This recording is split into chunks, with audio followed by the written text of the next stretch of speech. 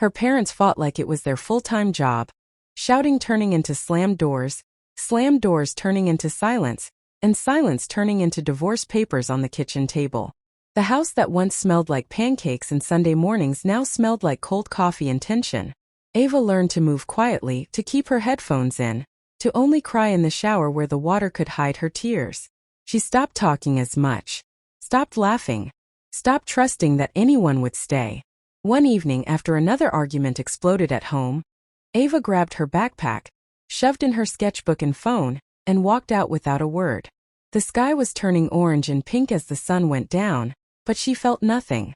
The more she walked, the heavier her chest became, like someone had placed invisible bricks on her heart. She ended up at a small bus stop on the edge of the city, a place she'd never paid attention to before. The plastic bench was cracked, and the faded timetable fluttered in the wind. She sat there, hugging her backpack to her chest, blinking rapidly to keep the tears from actually falling.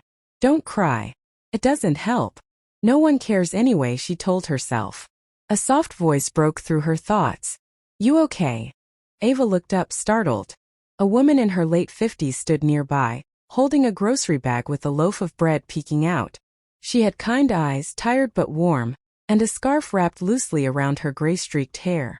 She wasn't dressed fancy, just an old sweater and worn jeans, but there was something comforting about her presence, like a warm blanket you forget you still own.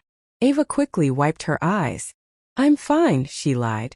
The woman didn't push. She just sat down on the other end of the bench, leaving space between them. Not too close, not too far. For a moment, neither of them talked. Cars passed. A dog barked somewhere in the distance. The sky kept dimming. Then the woman spoke again, her tone gentle, almost casual. You know, I'm not sure anyone who says, I'm fine at a bus stop at sunset really means it. Ava let out a short, broken laugh. Maybe I just like bus stops. Maybe you do, the woman said, smiling. Or maybe you just needed somewhere to sit where no one asked you what was wrong. She paused, then added quietly, but I'm asking anyway. The words slipped out of Ava before she could stop them. My family is not a family. Not anymore. She expected the woman to say something awkward and empty, like I'm sorry or it'll get better. But instead the woman just nodded slowly, like she understood in a way words couldn't explain. Mine too, the woman said. Well, it used to be like that. Now it's very small. Just me. Ava frowned. You're alone. Not always, the woman replied. Sometimes I meet people like you at bus stops. She smiled again, but this time there was a sadness behind it. What happened? Ava hesitated. She wasn't the type to open up. She didn't even talk to her friends about this, mostly because they didn't know what to say. But around this stranger, the words were suddenly easy, like they'd been waiting for this exact person, this exact bench, this exact sunset. She stared at the ground as she spoke. They fight all the time. I wake up to yelling. I go to sleep to doors slamming. I feel like I'm living in a house that's falling apart, and I'm the only one who notices. They're so focused on hurting each other they don't see what it's doing to me.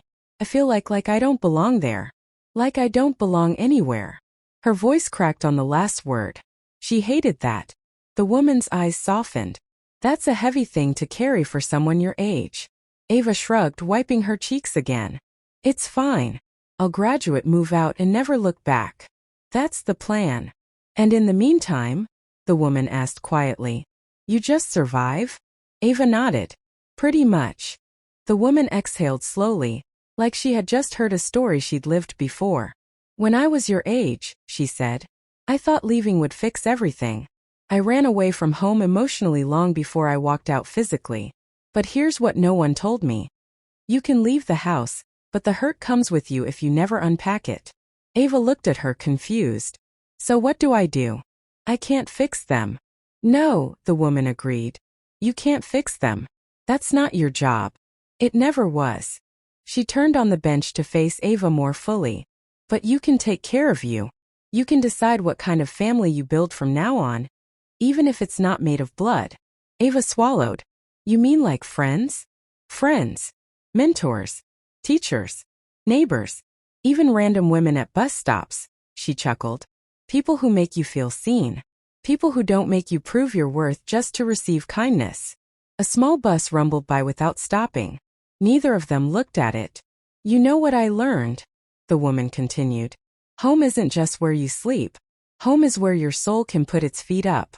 Where you're allowed to be tired and messy and still loved. And sometimes, she said, her voice dropping to a soft whisper, sometimes strangers show you that before your own family does. Ava stared at her, something in her chest loosening. How do you know all this? The woman smiled, a little sad, a little proud. Because once I was you at a bus stop. And a stranger sat down and listened to me. A silence settled between them, but it didn't feel empty. It felt full. Safe even. Can I ask you something? The woman said. Ava nodded. If your best friend came to you and told you everything you just told me, that they feel alone, that their home feels like a battlefield, that they don't belong, what would you tell them? Ava didn't even need to think.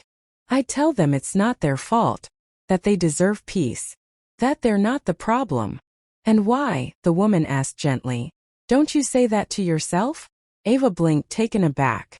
Her throat tightened. The truth hit her all at once. She had always been kind to everyone but herself. She was her own harshest judge, carrying the weight of a broken home on shoulders that were still growing.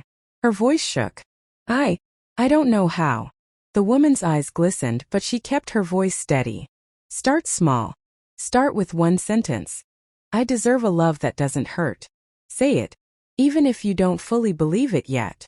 Ava hesitated, then whispered, I deserve a love that doesn't hurt. Louder, the woman encouraged. Ava took a breath. I deserve a love that doesn't hurt. Again, the woman said, smiling now. This time, Ava heard her own strength in it. I deserve a love that doesn't hurt.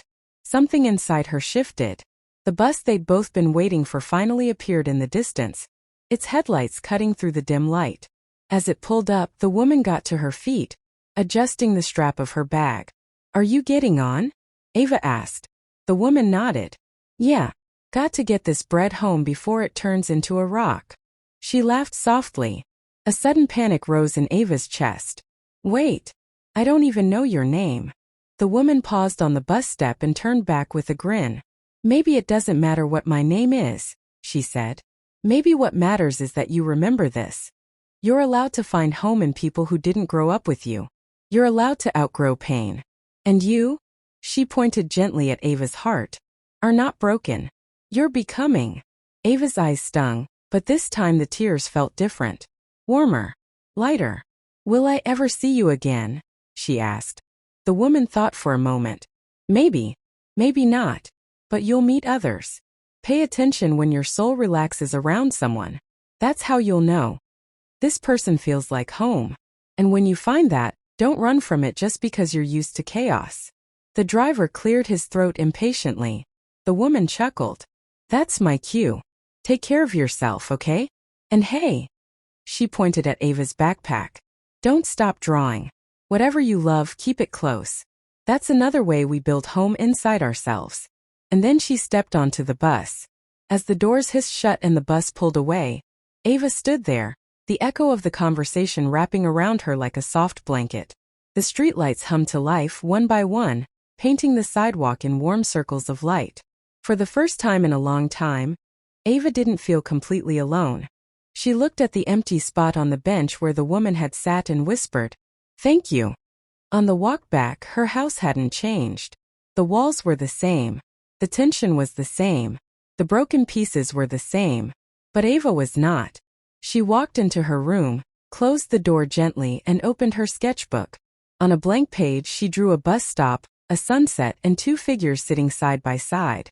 Underneath it, she wrote in big letters,